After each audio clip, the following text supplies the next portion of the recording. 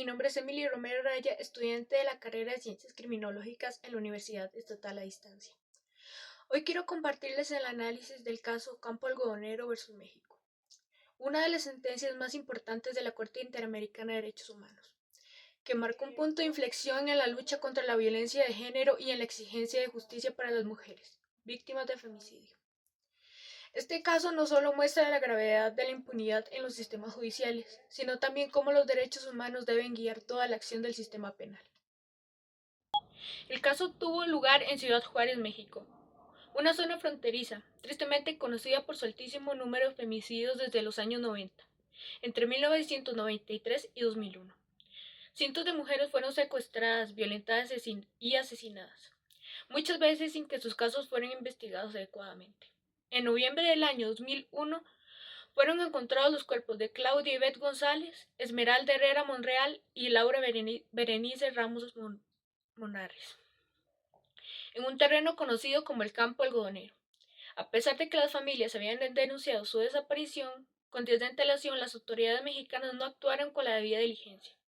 Las investigaciones fueron superficiales, tardías y llenas de prejuicios de género. Incluso, en lugar de proteger a las víctimas, se les culpó de su propia desaparición, argumentando que llevaban una vida inadecuada. Esa falta de respuesta, junto con los años de impunidad, llevó a las familias a acudir a la Corte Interamericana de Derechos Humanos, buscando justicia.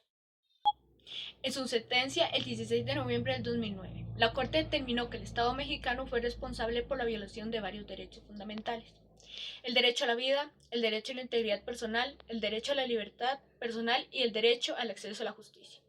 Estos derechos están protegidos por los artículos 4, 5, 7, 8 y 25 de la Convención Americana sobre Derechos Humanos. Ahora bien, ¿cómo se vincula todo esto con los principios del sistema penal? Primero, con el acceso a la justicia. Las familias enfrentaron obstáculos estructurales como la falta de recursos, la indiferencia de las autoridades y la discriminación por género. Esto demuestra una violación directa del deber estatal de garantizar el acceso efectivo a la justicia para todas las personas. Segundo, el debido proceso y el juicio previo. Las irregularidades en la investigación y la ausencia de pruebas científicas confiables reflejaron un incumplimiento de los estándares internacionales. No hubo transparencia ni se respetaron los derechos de las víctimas y sus familias. Tercero, el principio de legalidad. Las omisiones del Estado y la falta de aplicación de sus propias leyes sobre la violencia de género muestran una incongruencia entre la norma y la práctica. Entre otras palabras, las leyes existían pero no se cumplieron. Y cuarto, la territorialidad. México tenía la obligación dentro de su jurisdicción para prevenir, investigar y sancionar estos crímenes.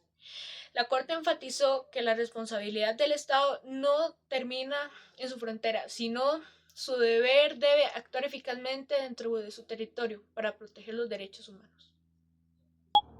La actuación del Estado mexicano fue insuficiente, negligente y discriminatoria. La Corte concluyó que México incumplió su deber de prevención frente al fenómeno, que ya conocía desde hacía años. La violencia sistemática contra las mujeres en Ciudad Juárez, además la falta de sanciones efectivas y la actitud de las autoridades, que desestimaban los testimonios de las familias, reflejaron una cultura institucional de impunidad, como las medidas de reparación. La Corte ordenó al Estado reabrir las investigaciones, capacitar a funcionarios públicos en derechos humanos y género, levantar un monumento en memoria a las víctimas y crear protocolos específicos para atender casos de femicidio. Estas acciones no solo fueron simbólicas, sino necesarias para transformar una estructura estatal que había normalizado la violencia. Desde mi perspectiva como estudiante de criminología, este caso demuestra que el sistema penal debe ser más que un mecanismo de castigo. Debe convertirse en un instrumento de protección de los derechos humanos. El caso Campo Algodonero nos recuerda que la justicia no puede ser selectiva ni indiferente. Cuando las instituciones no actúan, están permitiendo que la violencia continúe. Creo que el desafío de nuestros sistemas penales es incorporar una perspectiva de género y derechos humanos en cada etapa del proceso judicial, desde la investigación hasta la sentencia. También nos muestra que la prevención debe ser una prioridad. No podemos esperar que se cometa un crimen para actuar. El Estado debe anticiparse, educar y proteger el legado de este caso que trasciende México. Representa la voz de miles de mujeres latinoamericanas que exigen justicia, respeto y dignidad. Para mí es muy difícil decir esto, pero una mujer muere cada 2 horas por el simple hecho de serlo. Algunos de los ejemplos de Latinoamérica son los siguientes. Micaela García en Argentina. Su cuerpo sin vida fue hallado un mes después de su desaparición. La joven fue abusada y estrangulada. El principal sospechoso era un hombre que gozaba de libertad condicional, a pesar de haber sido condenado previamente por una doble violación. Mariana Lima, México. Fue asesinada por su pareja, un policía del Estado de México. Su caso fue fundamental, ya que se convirtió en el primero calificado como femicidio en llegar a la Suprema Corte de Justicia de México. Su madre Irinea Buendía luchó por la justicia al no creer la versión del suicidio, sabiendo que Mariana era víctima de violencia de género y quería dejar a su esposo. Juliana Andrea Zamboni Muñoz, Colombia. Una niña de 7 años de ascendencia indígena que fue raptada, secuestrada, violada y asesinada en diciembre de 2016. Rafael Uribe Norega aceptó los hechos y la fiscalía solicitó 60 años de prisión para él. Gina Potes, Colombia. Fue atacada con ácido hace 20 años. El agresor le preguntó quién la mandó a ser tan bonita, antes de arrojarle la sustancia que le quemó gran procedimientos para reconstruir su rostro. Nabila Rifo, Chile. Su caso conmocionó a Chile por el extremo ensañamiento del agresor. El ataque concluyó fracturarle varios huesos, dejarla sin piezas dentales y tras dejarla inconsciente, sacarle los ojos con un objeto punzocortante. Su marido está siendo juzgado por la agresión. Lucía Sandoval en Paraguay. Sobrevivió a un disparo de su pareja maltratadora durante un forcejeo que terminó con la muerte del agresor. Lucía estuvo casi 4 años en prisión preventiva antes de ser absuelta. Usó sus años en prisión para estudiar Derecho y ahora ayuda a otras víctimas. Lucía Pérez en Argentina. Sus mismos agresores la llevaron a un centro de salud para intentar esconder el crimen. La bañaron y la vistieron. La autopsia fue determinante, revelando que le introdujeron un objeto romo por vía anal que causa un reflejo vagal y un paro cardiorrespiratorio.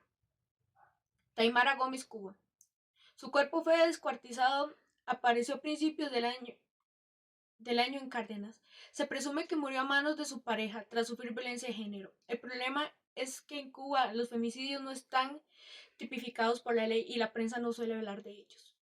Natalia de León Ponce, Colombia. Fue víctima de un ataque con ácido que le dejó deformaciones faciales de por vida. Ella decidió no mostrar su rostro públicamente. El día de hoy en Colombia aprobó una ley que especifica contra este tipo de ataques. En conclusión, el caso Campo Algodonero, como los otros que mencioné anteriormente, es un recordatorio que la justicia penal solo tiene sentido cuando se pone al servicio a las personas y de la verdad. La Corte Interamericana de Derechos Humanos no solo dictó una sentencia, sino que abrió una puerta hacia un sistema más justo, inclusivo y humano, donde la igualdad y la prevención sean pilares fundamentales. Gracias por su atención.